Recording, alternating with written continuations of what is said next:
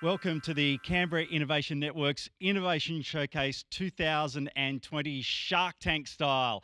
My name is Cam Sullings and it gives me great pleasure to be here as a long-time presenter in the nation's capital and be here for the next 60 minutes or so, and if you like, be the overlord of innovation and take you through our wonderful pitches this afternoon. I'd like to begin by acknowledging the traditional custodians of the land on which we're meeting this afternoon, the Ngunnawal people. I'd like to recognise and respect their continuing culture and the contribution they make to this city and the region. I'd also like to acknowledge any other Aboriginal and Torres Strait Islander people who might be here with us on site and also tuning in. And wherever you're joining us from, I'd like you to take a moment just to acknowledge and think about the traditional custodians of the land on which you might be meeting and viewing this afternoon. Well, what is the Canberra Innovation Network? It's a place for you to come if you're genuinely excited about innovation.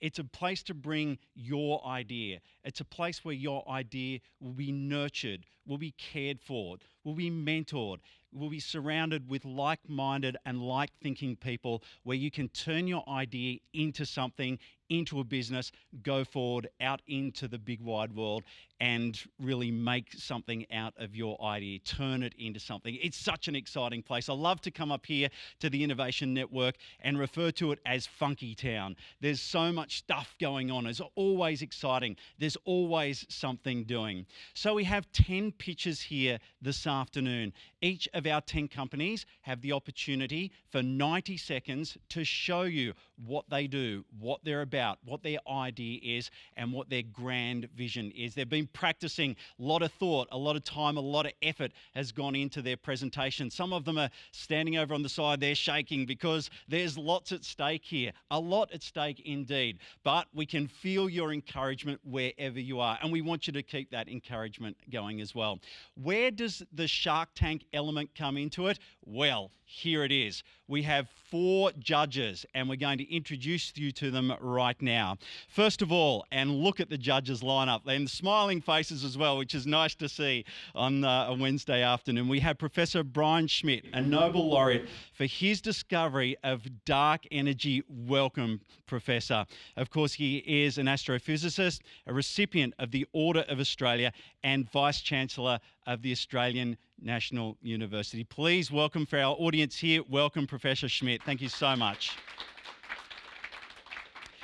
Our next judge is well-respected journalist, group editor of Region Media and chair of the ACT Art Ministers Creative Advisory Council and co-chair of the ACT Reconciliation Council, Genevieve Jacobs. Welcome, Genevieve.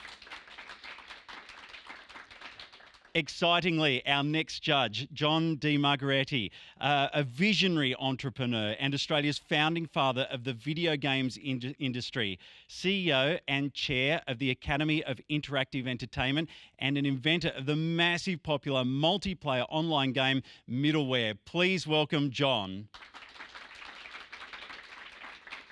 And our final judge, Cindy Mitchell, ACT Woman of the Year, founder and CEO of the Millhouse Ventures, highly regarded social entrepreneur and chair of the Social Enterprise Council of New South Wales and the ACT. Please welcome Cindy. Wonderful to have you.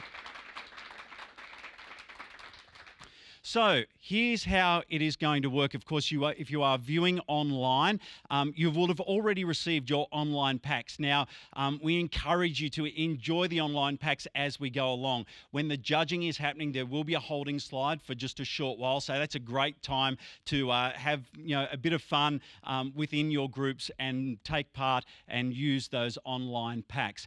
We also have the People's Choice Awards, and this is an opportunity to push the judges aside a little bit, even though they're all experts, and this is an opportunity for you to do some voting.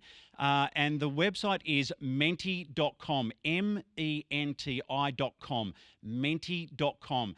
At the end of the final presentation and pitch, you'll have a short time to cast your votes. So make sure that you keep an eye on exactly what you like and form an opinion and have a favourite. There is a cash prize for you as well. And of course, we're doing lots of socials. We know we've got loads of watch parties happening all over the place. So the hashtag is Innovation Showcase 2020. We want you to take photos, upload them.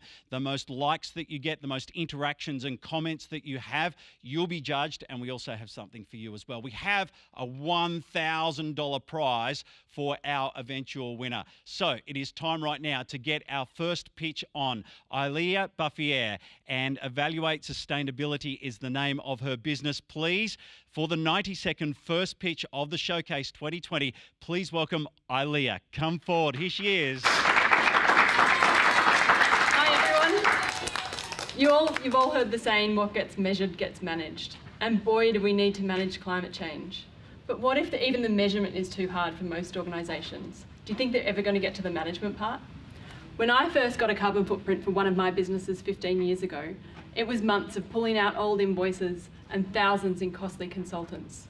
Since then, not much has changed. Evaluate Sustainability automates this process, continually monitoring and presenting reduction options, so you can see when the next steps become financially viable for your organisation.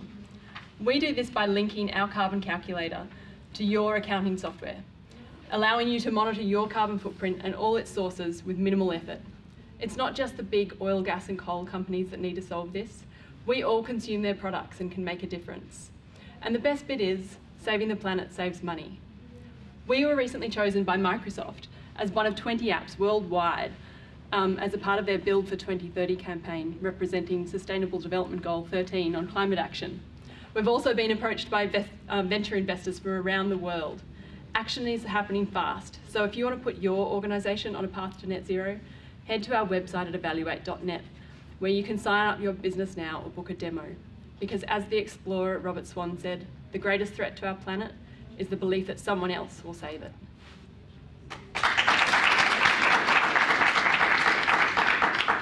Wonderful work. So good, Ilea. Congratulations on a wonderful pitch, Evaluate Sustainability. So over to our judges, where we now have 2.5 minutes for our judges to fire off some insightful questions, and we'll see how you go. Judges, over to you. I'm going to go first.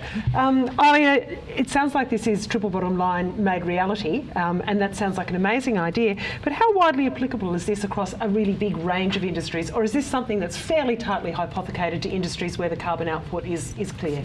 No, it suits all industries. We've got 131 emissions factors to calculate. If you have an accounting software for your business, then it's applicable. Agriculture and things we're struggling with a bit, but we've got some other sister businesses that we can refer you to in those instances. Okay. Tell me about the revenue model. So you mentioned that it's an app. Is it a one-time thing, or is it an ongoing cost? It's an ongoing SaaS model. So it's an annual subscription, and we really want it to be like a membership where you're a part of the family and we'll continually support your journey to net zero. How geographically accurate is it? So here in Canberra we have electricity, which is carbon free, but go over the border where I live, it's not. Yeah, and for big organisations that's a real issue. So it tracks each location and each business unit, and it correlates it to the year that it was assessed as well, because the emissions factors change every year. So that logistical challenge of making sure that you have it accurate is what our software is really well equipped to do. I've got a question for you. So it's an interesting idea. Does anyone actually want it? Yes. Do businesses actually, how many companies are actually using your product? I have an appointment tomorrow with a $13 billion organisation with offices all around the world who's very interested. And we have a number of initial users at the moment, and a wait list of ones that we're trying to get on board. But to go to John's point, you are depending on some kind of incentivisation for industries to take this up. Otherwise, it's goodwill. It's wanting to appear to do the right thing and save money. And save money. Okay. Yeah. So we can save.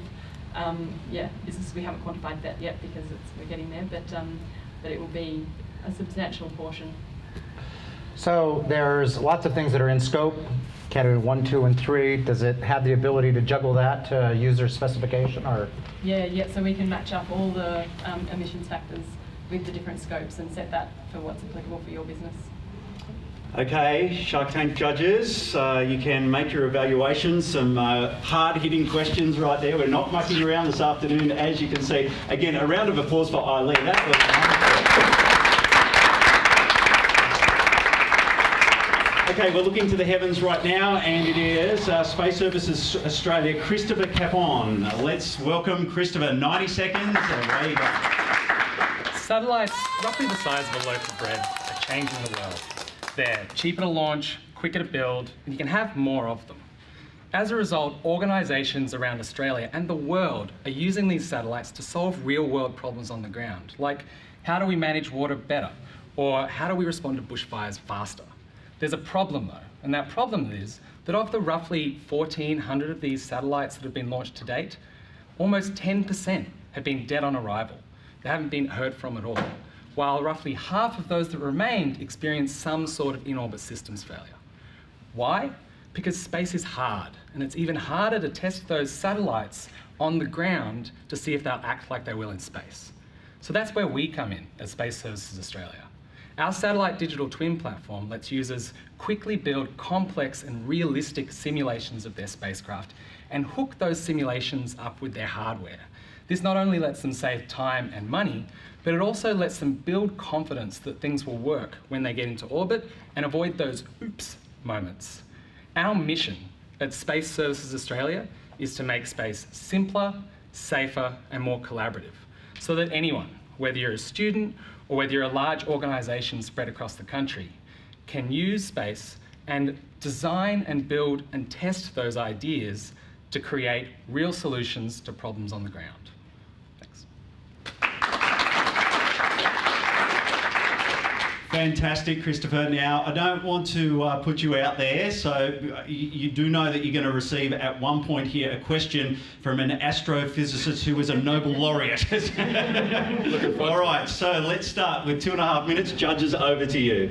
I might start first. So are we talking about Arnie Schwarzenegger style strong? Are we talking Danny DeVito style strong? How well does it link to the software to the hardware? If the hardware fails, does the simulation detect that? Yeah, so I mean, that's part of the point. So what I would say is one of the reasons why spacecraft are failing is this functional testing component, and you need that strong connection. And I've been simulating space for a while. It's really hard to get reality right. And so that's why you need to hook up the hardware to make sure that the model is behaving as you expect, so that you can get everything right to do that testing. So I would say Arnie. But if I'm in the satellite building business, why would I outsource my sandpit? Don't I need to have this capacity within my organization? So a real challenge, particularly in the nanosat space, is that teams are building on the better, cheaper, faster model. But unfortunately, better and cheaper doesn't equal, unfortunately, cheaper and faster doesn't equal better. That's what I'm going for. And in order to reduce those costs, the teams need software that can reduce their spend on testing effectively. Big organisations do this. So Big Space has done this for years. You have multi-million-dollar teams of people who create these simulations. Small sats can't do that, and so we're helping them save money and time. So Big Space is the interesting point here. I want to know who's actually going to use this and how wide the application would be, because I pretty much presume that NASA's got this one under control. So who are you selling to? So funnily enough, so we had thought the same thing. Our initial customer focus was on people who want to build nanosats. And the reason for that is the approach we're taking is a SaaS-enabled marketplace model, where component providers build their simulated components, and then you can plug those in. That's how you make your simulations realistic and quick. The problem is that, I got distracted. What was the question again, sorry? Who's going to use this? What's your market, essentially? Yeah, so we thought that it was just nanosatellites, but talking with Big Space, they also have problems with costs. They've got to make their simulation models still, and so we can help them there as well. So it's an end-to-end product where it can help you with the design, it can help you with the testing, and it can help you with on-orbit operations. Okay, well, we're running out of time. If you have a question, Professor, I still want to hear it. Does it, I mean, I guess the question is, how does it work in terms of replacing the actual current testing regimes? I mean, you have to be tested to go in. Yep. How much better is it, and is it worth the cost? So there's a difference, I guess, between the acceptance testing, which is the stuff that happens up on Mount Stromlo. Environmental testing, shake and bake, will it survive launch loads? What isn't done at the moment is that functional testing, and teams are madly trying to build all of this stuff in-house, and if we can replace them having to build their own boutique tools to make it easier for them to do it and also drive standardization, then that's a benefit to them. Okay, thank you, judges, and please thank Christopher. Space Services Australia. Our next pitch is coming on right now. Aquaporians is the name of the business, and we're saying hello to Caitlin Burt. Caitlin, your time starts now. If you were an astronaut at the International Space Station, you would have the pleasure of safely drinking the water from your own bodily waste thanks to Aquaporin Filters. These filters separate wastewater into clean water and everything else. Our Aquaporin Solution research team are advancing this technology so that we can separate wastewater into both clean water and valuable nutrients and separate off everything else. So wastewater is an untapped source of valuable nutrients that we need for growing plants in space and growing our agricultural sector here on Earth. Currently, wastewater nutrients are lost from all our systems. They build up as clutter up in space, and on Earth, they pollute our waterways, causing algal blooms and damaging our reef.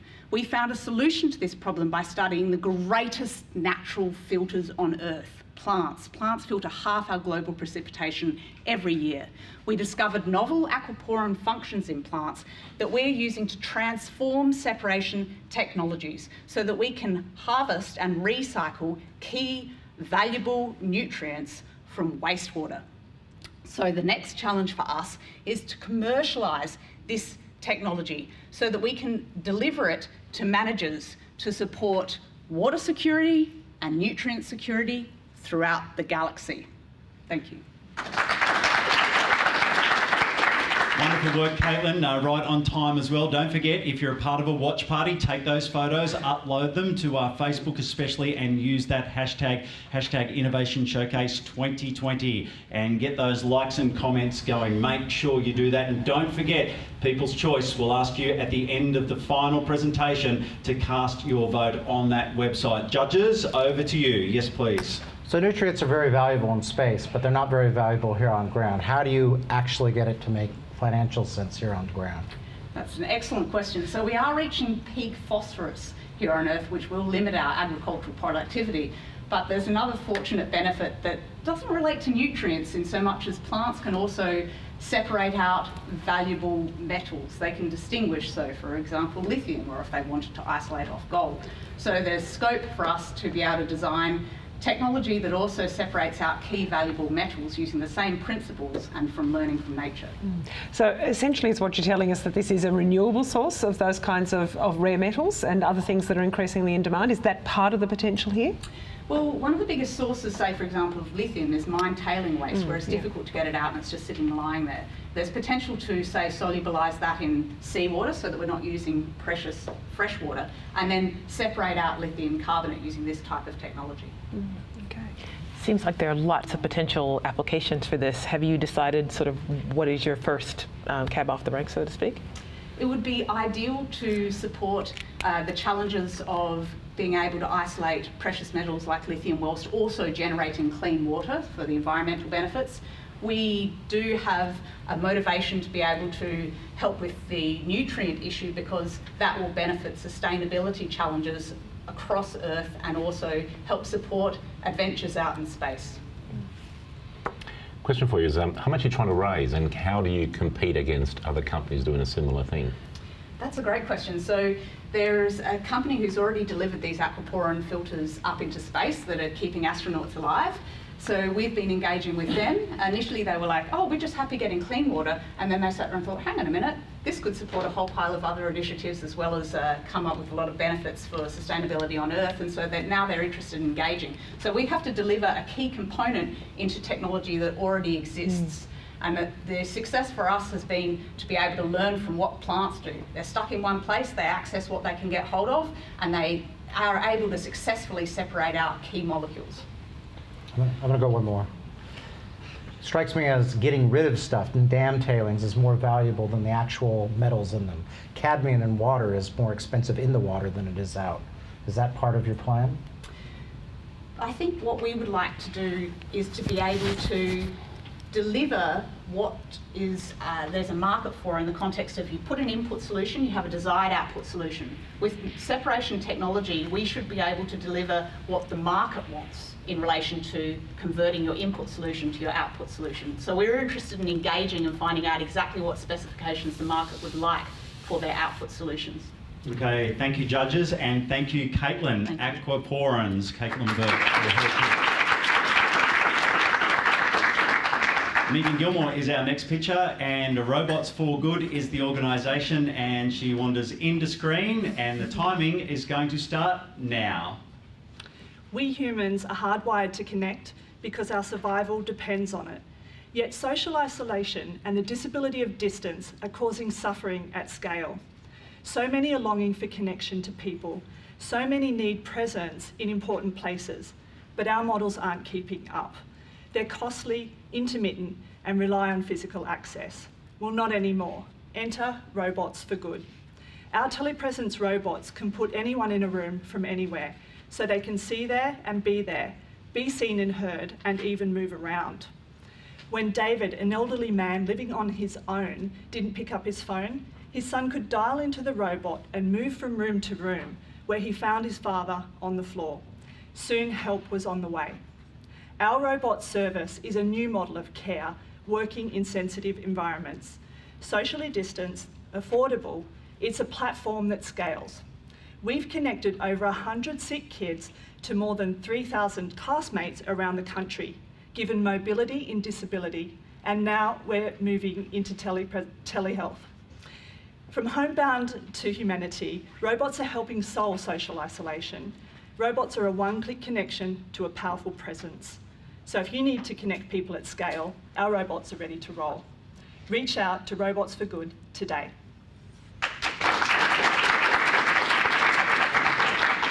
Wonderful pitch, Megan. Judges, over to you.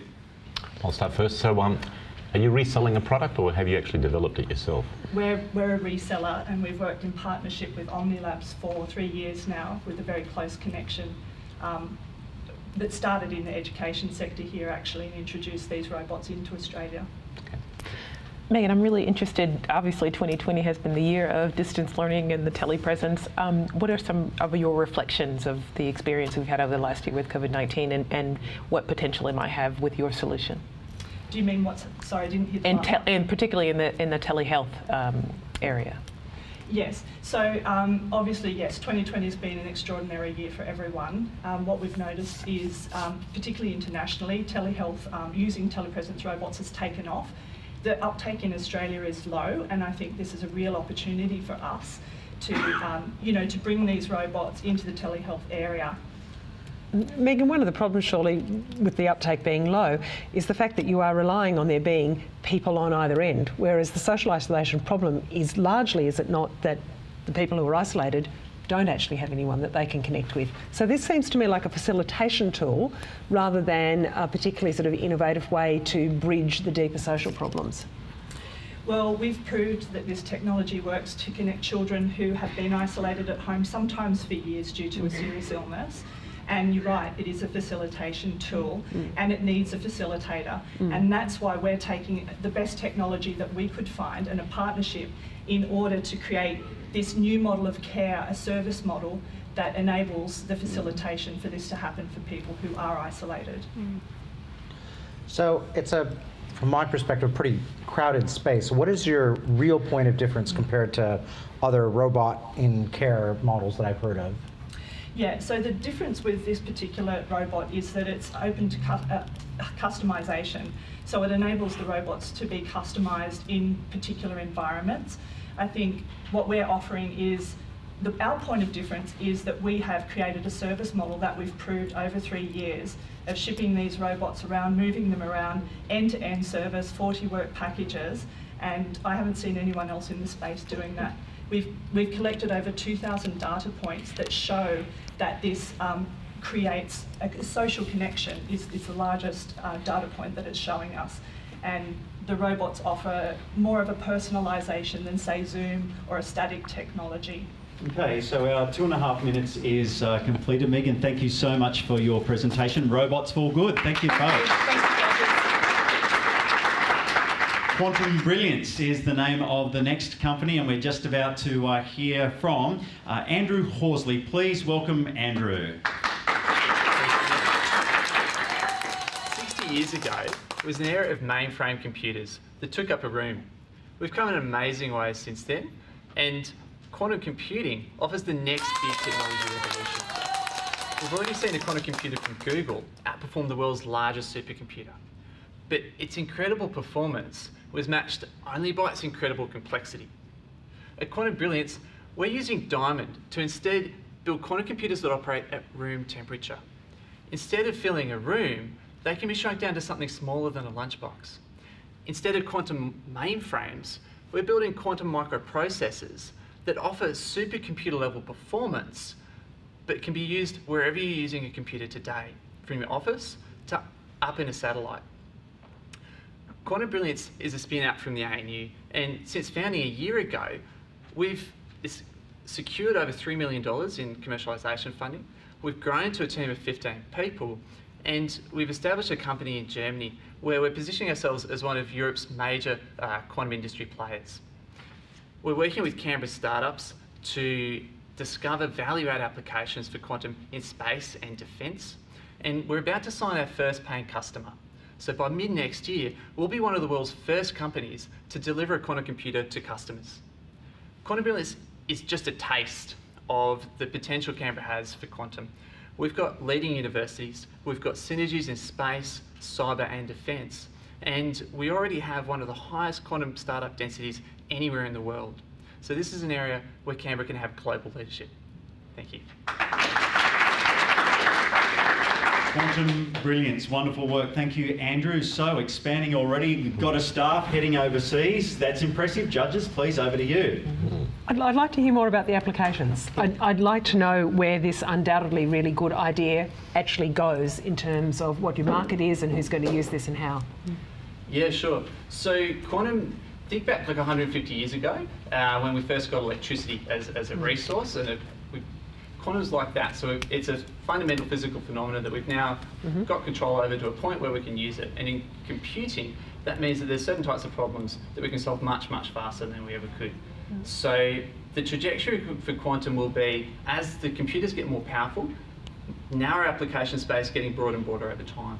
That low-hanging fruit for us is then providing a huge, I guess, that supercomputer level performance in places where you're constrained in the amount of compute that you can pack in there. So that might be in a satellite, that might be in a self-driving car, or in supercomputers. And the types of applications there are things like machine learning, they're things like optimization problems, so whether that's for logistics, for global shipping, reducing energy consumption, or even designing new drugs as we grow up in that complexity of the computers. So in terms of your business right now, the technology itself is kind of in the can, and you're trying to build the demand for this technology in the app space. Is that sort of what you're doing right now? No, so it's all of the above. Okay. So quantum computing, no one's built a quantum computer yet that solves a problem faster in a useful problem faster than a classical computer. So, but it's such a transformative technology that this is going to be one of the kind of defining technologies for the next 100 years. So people are already moving fast. Now, most of these technologies have about a 10-year horizon to really hitting the road in terms of their application space. What we're doing is then breaking that up into incremental steps. We're able to provide useful quantum computers much sooner and then step that up. And just like, I guess, computers over that last 50, 60 years have had incredible progress, but at each step along the way, they've added value. Then that's kind of one of our unique things we can bring to the table is having those smaller steps. Okay, we have time for one more question with a short answer. So do you have actually a product at the moment, and do you have any users that are using your technology? So at the moment, then we're signing up first kind of prototype and field trial users, both in the software space and then for hardware field trials. Okay, wonderful work. We're going to have to wrap it up there, judges. Thank you, and once again, Andrew Horsley, Quantum Brilliance. Thank you for your explanation. Elizabeth Mcgrath is our next person out to pitch. Prism Neuro is the name of the business, and I'd like you to please welcome her.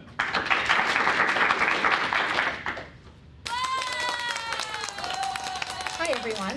Could I ask you please look right here at my finger. And keep your eyes on my finger and just follow it, please. Excellent, thank you. You've just completed part of a neurological test. Now that test assesses your movement control system. And it was developed 100 years ago. At that time, it was cutting edge. But here's the thing, we're still using it today. And it's the gold standard. We can do better than that in 2020. We at Prism Neuro have been involved in human performance research and systems engineering for more than 30 years. And we've developed an objective measure for movement control. We've tested our prototype on professional athletes with great results. We have a lot of exciting applications for our technology too. It can help identify athletic talent. It can help manage athletes to reduce their risk of injury. And it can even detect the effects of space travel on astronauts. In fact, we'll be delivering 2 of our systems to NASA next year. But the biggest impact that our technology will have is in the field of healthcare. We'll be able to improve diagnosis of concussion and recovery from concussion. We'll be able to help manage falls risk in the elderly, and we'll be able to help manage and diagnose conditions that affect the neurological system. If you're interested and you'd like to learn more, we'd love to hear from you. You can reach us at prismneuro.com. Thanks. Prism Neuro. Elizabeth, thank you so much for your pitch. Judges, over to you. Brian, if you have a question to start. So what else are people doing? There's got to be some other competing technologies after 100 years. Well, there are a few. There are some techniques that do use sensor technology and eye tracking. However, we're the first and only ones that measures all of the neural pathways responsible for movement control. And that complete set of information yields unique insights. Elizabeth, can you tell me about the environment for this test? So is this happening in a hospital? Do I need to go in a clinic? Or like, where does this test occur? So we have a portable system. It consists of a platform that's lightweight that the subject stands on. And in combination with a virtual reality headset and our proprietary software, we deliver a series of tests with stimulus response type of testing and record the data. We analyze the data in the cloud. And so it's a portable test that can happen. It can happen at a game, it can happen in a training room, at a hospital, at a physiotherapist, anywhere. So who was your customer? Who you selling the product to? So initially we're focusing on elite sport, and the reason for that is it's not required to be regulated if we're testing healthy people to give them information about their own performance. When we move into the healthcare space, it will require regulation, so we'll be gathering that data as we launch in the sports space to get the regulatory approvals. So is this fast? Is this one of the real advantages of this, is that you can get, so I'm imagining you've got an elite athlete who's concussed on the field, that we can have useful, accurate information almost instantly? Yes, it is fast. The test is around 10 minutes. Okay. But the real advantage we bring is it's quantifiable testing. So you can monitor improvement, subtle improvement. When we're doing this, we're relying on, doctor, I'll do credit to them, but they're not calibrated instruments. And so it's hard to pick up the subtleties and the recovery from concussion, even more importantly. What's the regulatory testing you have to get across to get it into normal medicine? Well, we need to prove safety, of course, and then we have to show for FDA that it's equivalent to other tests that are out there in detecting concussion. Okay, wonderful. Thank you, judges. Prism Neuro is the name of the business. Yes, employees, a round of applause for Elizabeth and Lara. As we have the next presentation just about to get underway once again, if you're off-site and watching, we hope you're really enjoying the showcase for 2020, Shark Tank style, as you can see. I'm certainly enjoying it here. Watch parties at home, don't forget that hashtag Innovation Showcase 2020. Take your photos, upload them onto Facebook, use that hashtag, and of course we also have the People's Choice. Make sure that you're watching each of these pictures and the responses to the questions very carefully. You have the opportunity to win a cash prize in a matter of minutes, and you can do that via that website that we mentioned before, and we will indeed again. So we have our next presentation. It is indeed Andy Miller, and it's Heaps Normal. That is the name of the business. Andy, please make him feel welcome. Australia's drinking problem costs our economy $36 billion every year. Inspired to solve this problem, we created Heaps Normal, brewing real beer without the hangover. Heaps Normal was founded by four mates who all enjoy a beer but want to drink a little bit less. And we realised that we all had very different reasons for wanting to cut back. For me, it was about being present with my kids and my family. For pro surfer Zoe Smith, it was about seeking a performance edge on the path to winning a world title. For Pete Brennan, it was the determination to break the cycle of alcohol abuse in his family. And for Ben Holdstock, it was a technical brewing challenge to create a great tasting craft beer without the alcohol. After 12 months of R&D, we created a patentable new brewing process, and we were the first brewery to commercialise a new yeast strain, making it possible to create a non-alcoholic beer that tastes as good as your favourite normal beer. But creating a great tasting beer is only the first step. To create lasting culture change, we really need to connect with beer drinkers. Since launching 4 months ago, Heaps Normal's been added to the fridges and menus of venues, 200 venues around the country, including 7 craft brewery tap rooms. It's a sign that we're really striking a chord with beer drinkers. So cheers to enjoying a great tasting non-alcoholic beer and putting our energies into the stuff that's too good to be wasted.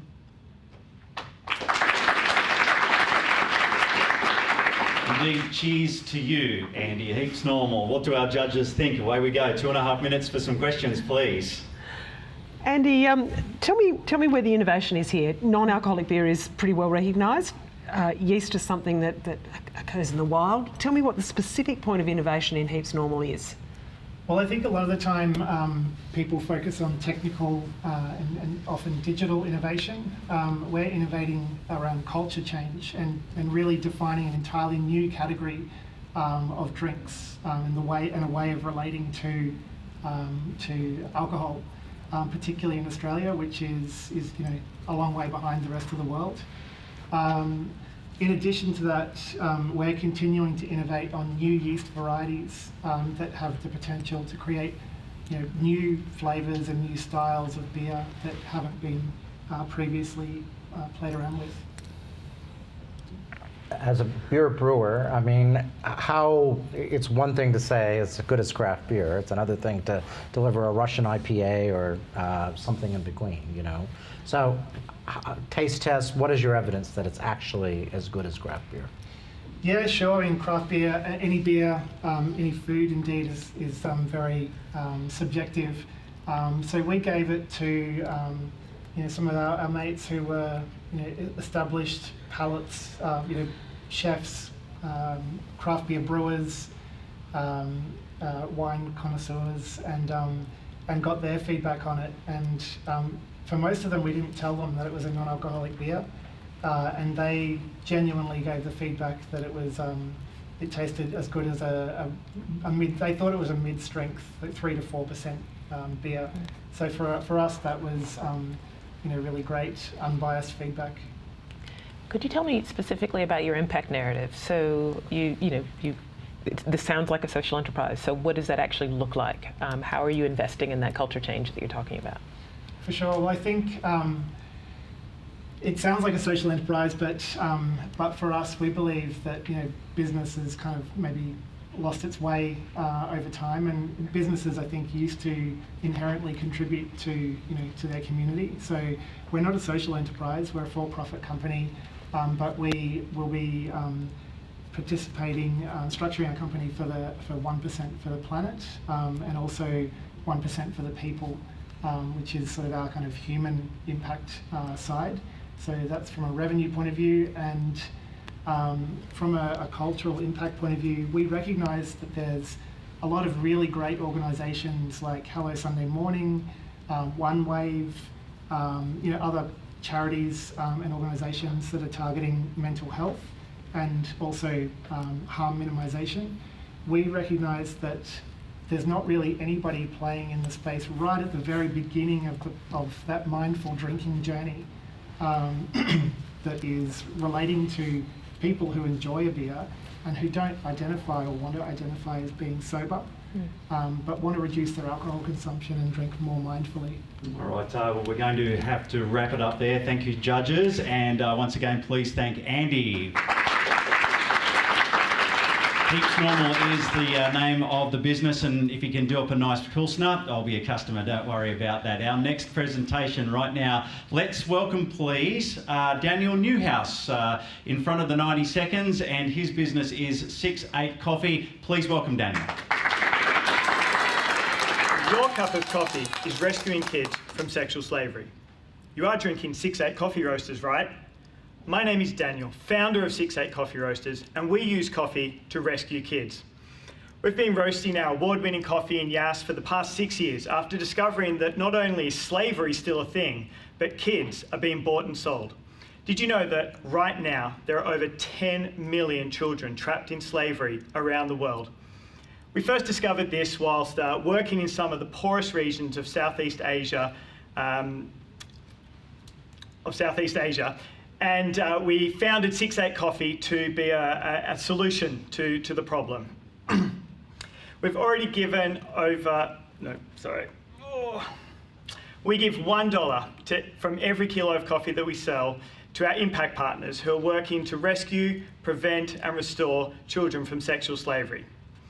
It only costs $1,500 to rescue a child from sexual slavery, and we've already given over $25,000 to this cause. It only costs $1,500, and so we figure if we can get another 10 cafes on board in the next 12 months, that's another 10 kids rescued. It's also another 3 local jobs and another $500,000 retained in the local economy. We're calling on you, our local community, to help connect us to your local cafe. If you think your local could benefit from using 6-8 Coffee, all I'm asking is for you to jump on our website, 68coffee.com, go to the Support Your Local tab, nominate your local cafe, and we'll do the rest. Thank you. 6-8 Coffee, well done, Daniel. It's not easy. There's lots of light, there's lots of people still here. You've done a sterling job, mate. Well done. You've braved through it and you got there. Okay, be kind to him, please, judges. Who's first? So tell me a bit more about your sustainability. You're talking about young people being abused and so on. So what do you do apart from donating money? What's your angle? What's your pitch there? Yep. So I guess that's very much our social enterprise. We're a social enterprise. We're a profit redistribution business. So we're a for-profit, and we also redistribute some of our profit to our impact partners who are doing that work. Also, very much a big part of our company is around sustainability. So all of our coffees are ethically and sustainably sourced. So yeah, right through our value chain, we aim to be as ethical and sustainable as possible, but then also beyond that in terms of our giving to our impact partners. There's a lot of call on small businesses to participate in things that have got an ethically sustainable point of difference. What's the take-up like for the businesses that you're dealing with? How well do people receive this invitation to contribute in yet another way? Yeah, it's pretty hard actually. It's a very tight market. I guess really, one of the challenges that we find is that, we're trying to wholesale to cafes, and a lot of cafes, they want a really good product. They want that ethical, sustainable edge. They want great service, but they want to pay the lowest price for it. So yes, definitely a challenge. I guess there's a demand there, but the cost is a challenge. How is this different than, for example, fair trade coffee brand, which we all have seen for the last 15 years? Yep. So fair trade is a certification program. It's very valuable.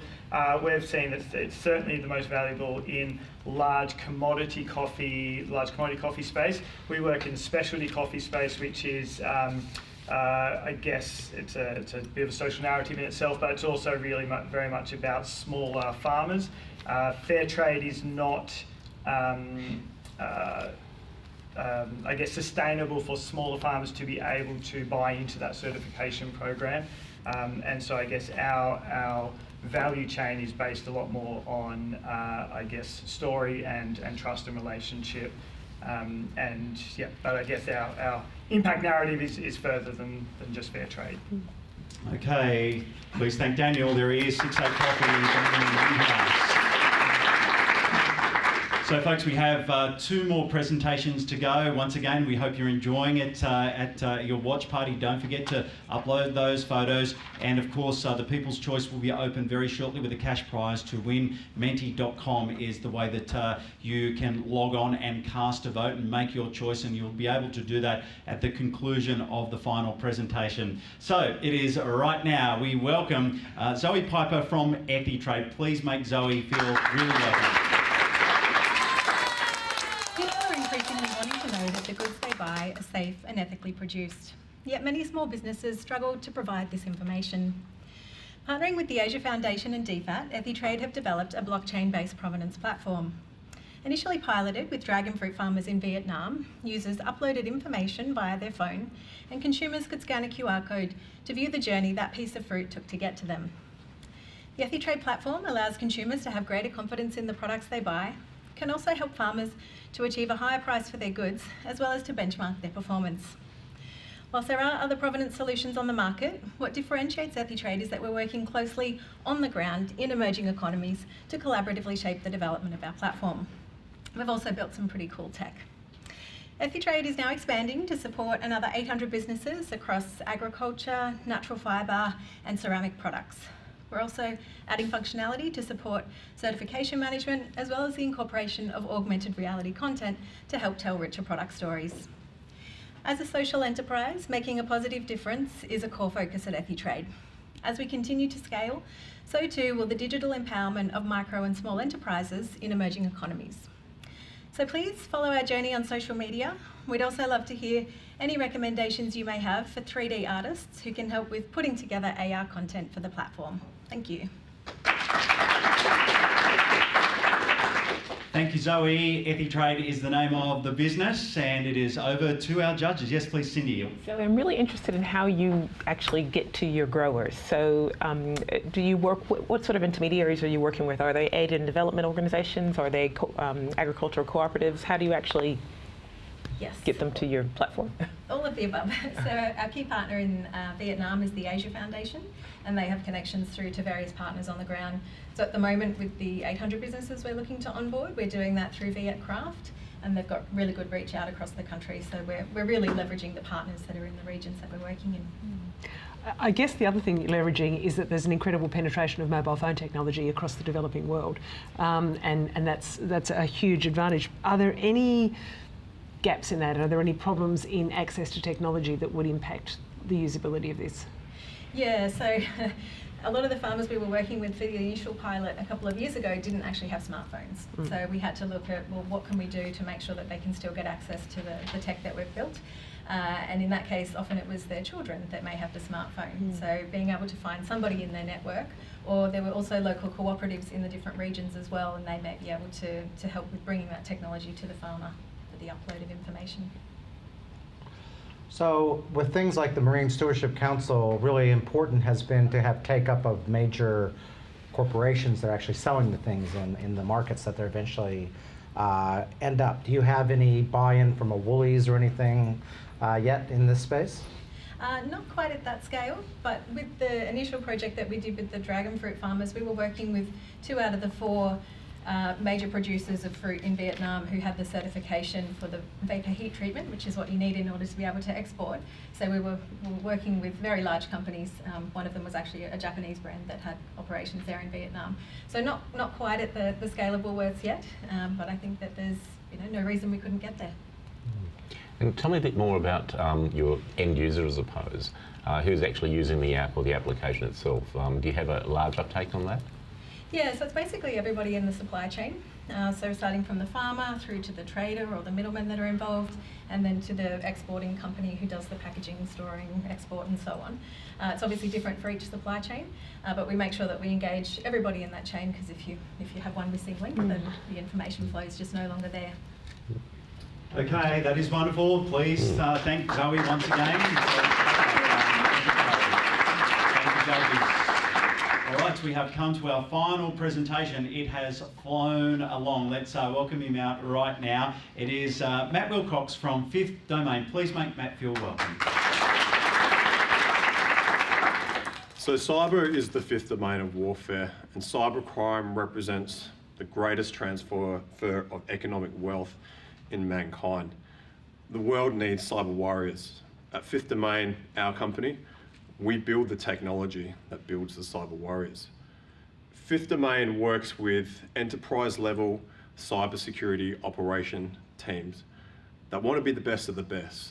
They want that ability advantage, and Fifth Domain offers that advantage. Our cutting-edge technology provides an end-to-end cyber operations workforce capability development capability, which applies and provides individual and collective team-based training to build the muscle memory required to defeat cyber attackers. Unlike conventional mainstream cyber courses, which offer just generic skills, Fifth Domain provides tailored combat scenarios to suit your needs, and linked with real-time performance analytics provides maximum improvement that is measurable. And our technology is battle-hardened, with origins within government cyber intelligence and industrialised with helping the Australian Defence Force build their cyber operations team. We can do it for the military, we can do it for your organisation. So if you're serious about cybersecurity, if you want to transform your cyber operations team into a cyber fighting force, then let Fifth Domain be your ally in the cyber war. Thank you. Thank you, Matt. Well done, Fifth Domain. Judges, over to you for the final time. Who would like to go first? How do I engage you? So I need help. No. So is it when you go in to work with a team? So obviously they're already cyber specialists, but you're coming alongside them to provide extra training. Are you there for a month? Are you there for a year? How does it work? Yeah, great question. So we've got two tiers of engagement model. So one is very much come in, understand the problem, takes things off the shelf, package them. Here we go, and stay with you for the journey. The other one is just come to the website, sign up, consume, and then generate the metrics that way. So there's two tiers of the model there. Thank you. That's really good, Matt. What's the innovation behind the product? What is the innovative angle? So there's a couple of things. One is our cloud orchestration and management technology. So the ability to rapidly define, deploy, destroy cloud architectures, cloud simulations, and then to put inside of that simulated activities, whether it's user attackers or attacker activity. That's one part of it. The other part of it is data analytics. So over the years, we've worked with the ADF and parts of that organisation who are responsible for performance measurement of conventional soldiers and so forth. We've translated those performance models into the cyber world and built analytics and measurements of user behaviour and environmental behaviour in order to generate metrics which inform decisions around training and deployment. Are you selling your services or are you selling the product? It's the technology. Okay. How adaptable is it to different companies, businesses, which could be mine being particularly complicated, and new threats which are going to emerge quite rapidly in the years ahead? So we have a model, much like a military model, where you have your basic training, you have your trade training, and then you have your mission training. So with the basic training, you have very much these are the tools and techniques, how to do basic things. We start to move up into trade training, which I need to be able to do this job with this tool, for example. And then we move up into, I guess, mission training, where there's this tool against this type of threat, against this sort of data. So as you go up through the stack, it gets more bespoke, and either we can provide that customization, but the unique thing about our technology is that we put the tools in the hands of the customers so they can learn to fish for themselves. Okay, Matt, really good. Thank you so much. Please thank Domain. And let's have another big round of applause both on-site and at home at the watch parties for all our 10 presentations. That was fantastic. All right, there is some judging to be done right now on a couple of levels. Our judges will go away. We're going to take a 5-minute break in a moment. We have a video for you to enjoy, and then we'll have a holding slide, and then we'll be back after the 5 minutes. In that 5 minutes, if you're at a watch party at home, menti.com is the website that you need to jump onto right now, and you can cast a People's Choice vote. Make sure you do that. There's a good cash prize that is going to be won inside the next 7 or 8 minutes or so, and it could be you at one of our watch parties. So once again, we're going to take a 5-minute break. We really have hope that you've enjoyed the Innovation Showcase Shark Tank style for 2020, and we're back in 5 minutes with our winning presentations.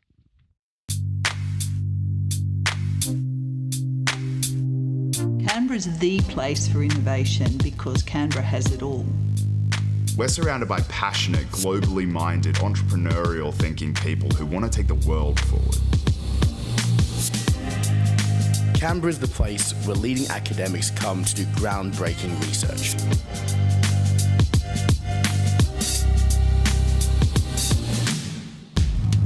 Community is an essential ingredient in innovation.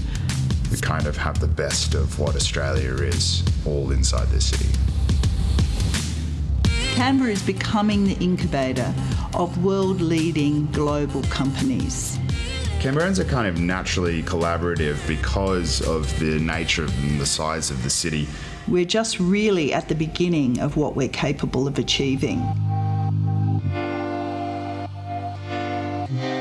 We are constantly looking towards the future rather than getting stuck in what was the past. We don't have old industries here. We're forging a new path. Canberra is the place for innovation.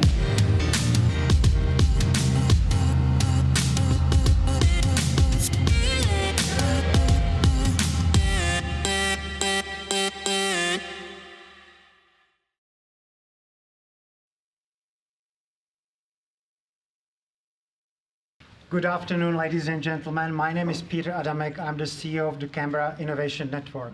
I have some good news and some not so good news, so let me start first with the not so good news.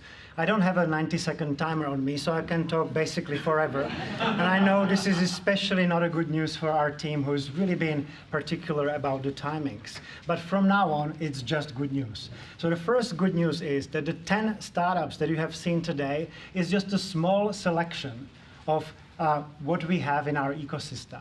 Canberra is such an amazing place that's buzzing with innovators and entrepreneurs. And if 2020, this incredibly challenging year, has taught us something, it's that innovation is such an important part of what we need to do to be able to adapt and thrive and to be able to change the world. And that's what the community is doing here. The other great news is that you are not in it alone. There's a lot of people and institutions and organizations that are backing innovation in Canberra, and I would like to thank them. First and foremost, I would like to thank the ACT government. They are truly visionary in how they are underwriting innovation in Canberra. And they are joined by a collaborative network of people and organizations that are behind this as well, including our foundation members, the Australian National University, University of Canberra, University of New South Wales, Canberra, Canberra Institute of Technology, CSIRO, and Data61. And that's not all. We also have private sector partners such as PwC, Optus, Actu-AGL, and Kingwood and Mollison. And it really does take a lot of people to bring together the supportive ecosystem that can enable such companies to emerge and thrive. Another good news I have is that the judges must have achieved their verdict because I'm live. So with that, I would like to thank the judges. I would like to thank all the mentors and investors and everyone in the community who is working with entrepreneurs and innovators. And I'd like to thank the businesses that are creating jobs in this difficult time. And I know that innovation is going to be essential as we move into 21 to do it for them as well. With that, I would like to invite on stage to join me Hala Betaina, who is the chair of Canberra Innovation Network, and we have the fantastic opportunity now to let you all know who are the winners of the 2 prizes we'll be having today. Hala, do you want to introduce yourself? Thank you, Peter. As Peter said, I'm Hala Betaina. I'm the chair of the Canberra Innovation Network. I would like to also echo my thanks that Peter just expressed. but I want to do it slightly differently, if I may. In the year that really defined what disruption is, I'd like to thank you, our community, that stayed collaborative, connected, and very creative. If it wasn't for you, we wouldn't exist, and it's an honor to have served you this year, and we continue to look forward to serving you in the coming years as we look to our next 3-year strategy. Thank you so much. I would like to also express my thanks to Peter, his leadership team, and all the staff and partners of the Canberra Innovation Network. We really do exist, and we are here to support you. So tell your friends about us. Come and join us again in 2021, and thank you very much for joining us today. So the winners. Right, first one is going to be the People's Choice Award, and the winner goes to Heaps Normal, Andy Miller.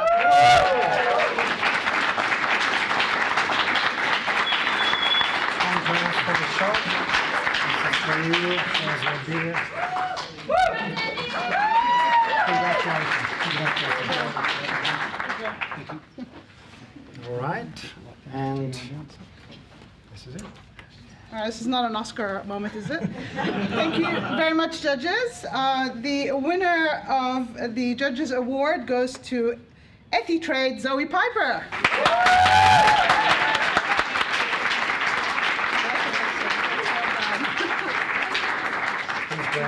In the center. It's not a lot of...